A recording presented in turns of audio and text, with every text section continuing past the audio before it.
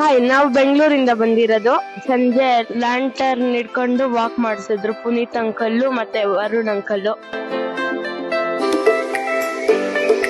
ನಾವೆಲ್ಲ group of friends ಇಲ್ಲಿ ಒಂದು ಫ್ಯಾಮಿಲಿ ತರ ಒಂದೇ ಕಾಟೇಜ್ ತಗೊಂಡು ಎಲ್ಲ ಜೊತೆಗಿದ್ವಿ. ಲ್ಯಾಂಟರ್ನ್ ವಾಕ್ ನಮಗ್ ತುಂಬಾ ಇಷ್ಟ ಆಯ್ತು. ಒಂದ್ ಶಾರ್ಟ್ ಟ್ರಕ್ಕಿಂಗ್ ಹೋದಾಗ ಅನ್ಸ್ತು ನಮ್ಗೆ. We had a great experience right from the start. We stayed here for 2 nights and 3 days, filled with activities. We never felt we were like bored or something.